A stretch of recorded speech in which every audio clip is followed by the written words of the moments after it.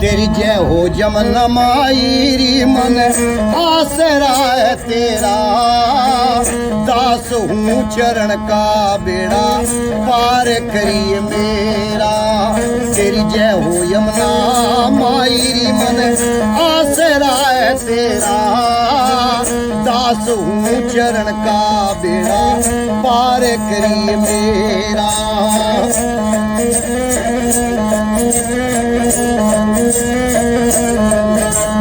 तेरी बावन तेरा दोलारी सोने का चुन्नी चोला, दास हूँ चरण का बेड़ा पार करिए मेरा।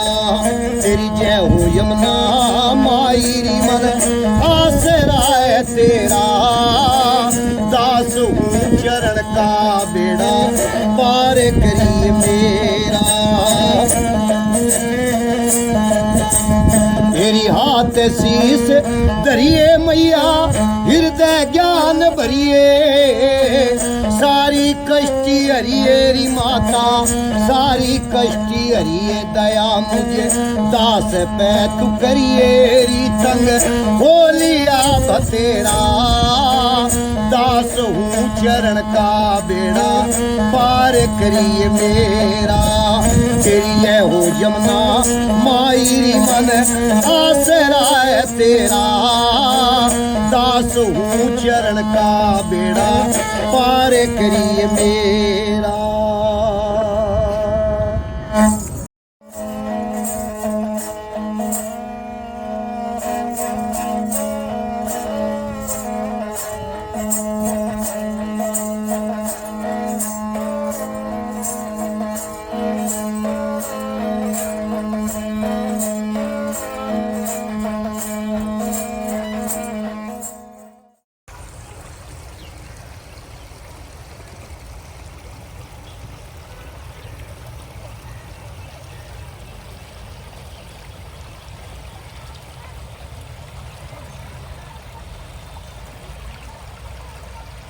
एक 140 करोड़ उम्मीदों को संजोए इस देश की एक बड़ी आबादी ने अपनी जीविका की मूलभूत तलाश और अपने सपनों को पूरा करने के लिए इस महानगर का आसमान चुना है।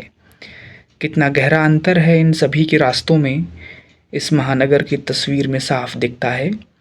दिल्ली भले ही उतनी साफ ना हो, लेकिन आशाओं की ज़मीन में आज भी उतनी ही चहल पहल है।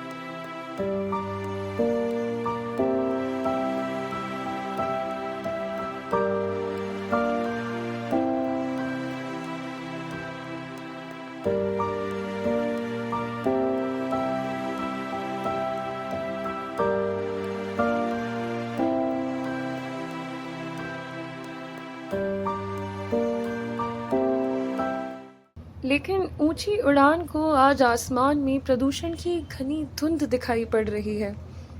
तेज विकास की जिस दौड़ ने जनता को तमाम आराम दिए हैं, उनसे उपजे प्राकृतिक दोहन ने हमारे अस्तित्व पर आज गहरा प्रश्न चिन्ह खड़ा कर दिया है।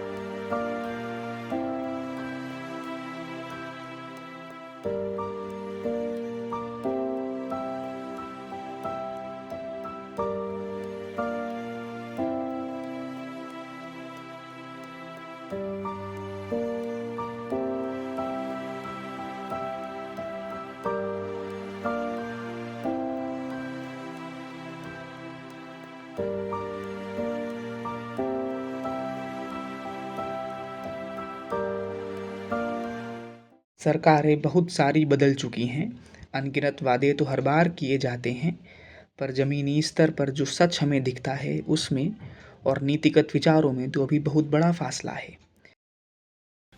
पूरी दिल्ली और दिल्ली छोड़ पूरा पूरी दिल्ली जितनी भी है सब तुम्हारा हमारा जो भी है नहाने धोने का पानी सब कुछ फैक्ट्री सब इसमें आ रहा है। तो इन्वॉल्व हम सब भी है इसमें सरकार के साथ। हम सरकार को सारा दोष नहीं देते, सरकार ही है। सरकार 70% 30% दिल्ली वाले भी है। जब जमुना गंदी हो रही है, अगर 30% वो सुधर जाए 70% सरकार को सुधरना पड़ेगा, वो सुधरेगी। जब जगह जिसके घर शीशे के होता है दूसरे घर में पत्थर नहीं मारा गया। हम बहुत गलत हमें सरकार को ऐसा चाहिए, आम आदमी पार्टी हो चाहे बीजेपी की पार्टी हो चाहे कांग्रेस की सरकार हो, कोई भी नेता हो, विपक्ष प्रतिपक्ष, हमको मिलकर जमुना को साफ करना। हमारा लक्ष्य एक ही होना चाहिए। हमें कुछ नहीं चाहिए, हमें हमारी जमुना में साफ चाहिए। तो किसी भी तरीके से करो तुम, चाहे विदेश से पैसा लो, चाहे दिल्ली से पैसा लो, चाहे भारत में कहीं से भी लो, हमारे को हमारी जमुना में साफ करो। हमें जिंदा रखने वाले आज खुद जिंदगी की तलाश में हैं। बदलती सत्ता और उसके साथ बदलती नीतियां और कानून, पर जो नहीं बदला वह है दिल्ली की आबो हवा और उस पर निर्भर लोगों का जीवन। महानगर के नाजुक पर्यावरण और इसकी आम जिंदगी के सबसे ज़रूरी पहलुओं साफ पानी और हवा की जो तस्वीर हमें दिखती है वो और भी चिंता पैदा करने वाली है। नीतियों की ऊंची इमारतें बन चुकी हैं और यह समस्या बहुत नीचे दब गई है। दिल्ली का दर्द इन्हीं इमारतों से बाहर उसकी हवा और पानी की सिसकियां सुन लेने से खुद ब खुद सामने आ जाता है। दिल्ली से सटे राज्यों में हालात इतने बुरे नहीं हैं, लेकिन महज कुछ दूरी में इतना अंतर कैसे हो जाता है ये समझना बहुत ज़रूरी है। और भैया जैसे यमुना वैसे बहती तो उत्तर प्रदेश में भी है, फिर आपके उत्तराखंड से भी आती है, हरियाणा में बहती है, बट यहीं दिल्ली में इसका इतना बुरा हाल है कि इसका मुख्य कारण है कि यमुना में 22 नाले गिरते हैं। और जैसे कि हम ज़्यादा दूर जाने की हमें जरूरत नहीं है, हम जस्ट सिग्नेचर ब्रिज तक ही जाएंगे। अपने दिल्ली में ही पड़ता है सिग्नेचर ब्रिज। हाँ, सिग्नेचर ब्रिज के जस्ट थोड़ा सा पीछे जाएंगे तो यमुना साफ नज़र आती है हमें। लेकिन यहाँ पे दिल्ली के जस्ट उससे आगे आते यमुना गंदी नज़र आती है, क्योंकि वहाँ का मुख्य कारण है बुराड़ी बाईपास का एक नाला है, मुजफ्फरपुर का नाला बोलते हैं उसको। और वहाँ पर 2 ऐसे नाले गिरते हैं जो ज़्यादातर केमिकल फैक्ट्री बेस्ड केमिकल वाले आते हैं, तो जिसकी वजह से यमुना काली हो जाती है, जिसकी वजह से यमुना काली होती है। बाकी ओखला तक जाते जाते यमुना का बुरा हाल हो जाता है। क्योंकि हमने कालिंदी कुंज पे भी गए तो जहाँ पे हमें झाग वाला पानी देखने को मिलता है। कालिंदी कुंज पे वो जगह है जहाँ पे हमें यमुना में झाग पैदा सफेद झाग जो आ जाता है। जाता है। कारण यही है कि फैक्ट्री के जो डेंट पार्टिकल्स होते हैं वो यमुना में गिरते हैं। जब वो किसी बांध के द्वारा टकराव में पैदा होता है तो झाग उत्पन्न करते हैं, तो इसीलिए वहाँ पे झाग पैदा होता है। और इसका सरकार को करना चाहिए कि इस पे कुछ ऐसे कंपनियों पे या तो एक्शन ले कि भाई आप लोग डायरेक्ट इसके अंदर नहीं डाल सकते, या फिर कुछ ऐसे प्रावधान करें कि नाला इस यमुना से अलग करके यमुना को बचाया जाए। क्योंकि यमुना हमारी धीरे धीरे ख़त्म होती जा रही है। क्योंकि पहले आफ्टर 10 साल पहले पानी थोड़ा सा लेवल ऊपर था, 15 फुट 20 फुट पानी होता था यमुना में, भले ही वो नाले का था लेकिन 20 फुट होता था। अब तो यमुना में 4-5 फुट पानी ही बचा है बस। हिमालय की गोद से निकलकर यमुना के महानगर पहुंचने पर यह दबाव बहुत साफ दिखता है। दिल्ली में पानी की अधिकांश आपूर्ति आज यमुना से हो रही है, पर आज इसके ये हालात सत्ता और समाज के लिए खतरे की नई घंटी है, जिसने इसके अस्तित्व की चिंता रेखाएं आज फिर से गहरी कर दी हैं। जिनके लिए यमुना मात्र एक जल स्रोत से बढ़कर है, ऐसे लोगों के जीवन पर मंडराता प्रदूषण का यह संकट किसी से भी छिपा नहीं है। यमुना में बहता फैक्ट्रियों का गंदा पानी शायद यहाँ की आबादी को अभी तक नज़र नहीं आता। हम सब शांत हैं, यमुना के मरने पर हम अपनी ही मृत्यु का दरवाज़ा खोल रहे हैं। दिल्ली के प्रदूषण ने सिर्फ यमुना को अपना शिकार नहीं बनाया, बल्कि इसने आसमान की हवा को भी जहरीला कर दिया है। खराब हवा का जो मंजर सिर्फ सर्दियों के दौरान देखने को मिलता था, आज वो अपनी 65 साल से बाकी महीनों में भी बनाता जा रहा है। दम घोंट देने वाली हवा और फिसलती सांसें शायद यही दिल्ली की तकदीर बन चुकी है, जिसे बदलने को तमाम नीतियां आती तो हैं, पर शायद इस आसमान की हवा उन्हें भी जलाकर गायब कर देती है। दिल्ली की सांसें अब बहुत कीमती हो चुकी हैं और जनता के पास सब कुछ देखकर कुछ न कर पाने के सिवाय शायद अब कुछ बचा भी तो नहीं।